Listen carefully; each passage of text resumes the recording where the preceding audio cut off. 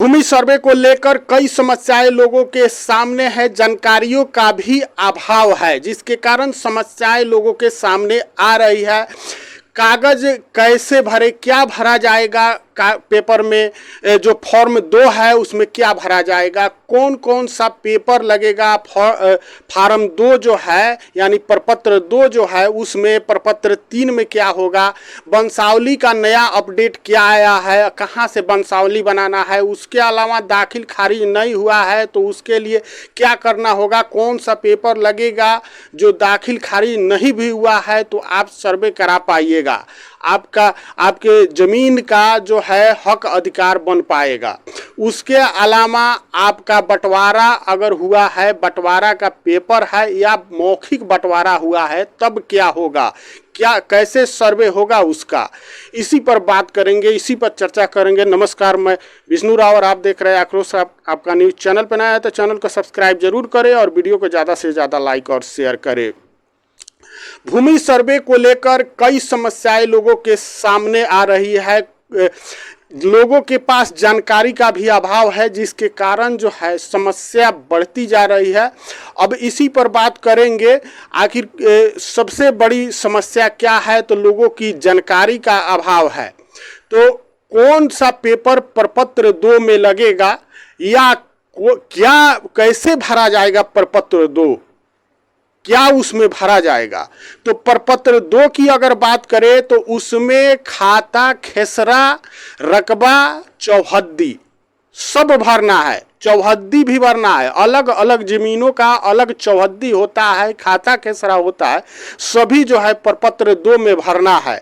उसके अलावा अगर प्रपत्र 3 की बात करें तो वह वंशावली पेपर है, यह उन लोगों के लिए है जिनका पूर्वजों का जमीन है, जिनका पुश्तैनी जमीन है, वह इसको भरेंगे।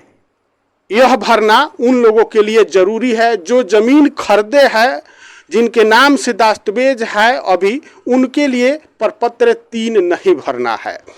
उसके अलावा बात करते हैं कौन सा पेपर लगेगा प्रपत्र 2 में। तो प्रपत्र 2 में आप खतियान लगा सकते हैं, मलगुजारी रसीद, जो आप रसीद ज़मीन का कटाते हैं उसको भी लगा सकते हैं, उसको लगाना है। उसके अलावा आपको आधार कार्ड लगाना है, मोबाइल नंबर देना है आपको, ये पूरा ब्यौरा, आधार कार्ड भी देना है और मोबाइल नंबर भी देना है।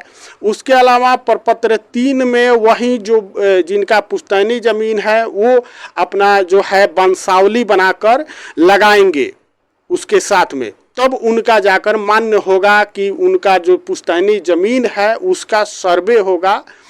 तो कहीं ना कहीं प्रपत्र 2 और प्रपत्र 3 को लेकर जो लोगों की समस्याएं है वह समझाने का प्रयास मैं कर रहा हूं। उसके अलावा वंशावली का नया अपडेट आया है, वंशावली कैसे बनवाना है। तो वंशावली के लिए आपको अब सरपंच या सचिव के पास जाने की ज़रूरत नहीं है। अब जो है प्रपत्र 3 जो है उसी में वंशावली का ही पेपर है, उसमें ही अपना पूरा वंशावली का ब्यौरा आप जो है भर सकते हैं और भर के उसमें उसको जो है दे सकते हैं। अब आपको सरपंच के पास जाने की ज़रूरत नहीं पड़ेगी। अब बात करते हैं जिनका दाखिल खारिज नहीं हुआ है उनका क्या होगा, कैसे उनका सर्वे होगा। तो जिनका दाखिल खारिज नहीं हुआ है, मान लीजिए वो ज़मीन खरीदे है और ज़मीन का दाखिल खारिज नहीं हुआ है किसी प्रकार से, तो जिनके पास दस्तावेज है उनको घबराने की ज़रूरत नहीं है। वो जो है डीड नंबर अपना लगा सकते हैं, उस फॉर्म में दे सकते हैं डीड नंबर, और दस्तावेज का फ़ोटो कॉपी लगा सकते हैं कि यह, और वही दस्तावेज जो है साबित करेगा आपका मालिकाना हक।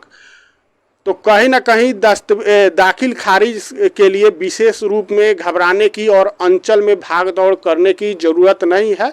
अगर जो सर्वे अधिकारी है कहते हैं कि नहीं दाखिल खारिज का पेपर चाहिए, हम दस्तावेज को नहीं मानते हैं, तो इसके लिए आप जो है बड़े अधिकारी के पास शिकायत भी कर सकते हैं। अब बात करते हैं कि जिनका बंटवारा हुआ है या मौखिक रूप में बंटवारा हुआ है उनका सर्वे कैसे होगा। तो जिनका बंटवारा हुआ है उनको स्टाम्प पेपर के जरिए जो बंटवारा हुआ है वही मान्य होगा, बाकी जो है उसको मान्य नहीं किया जाएगा।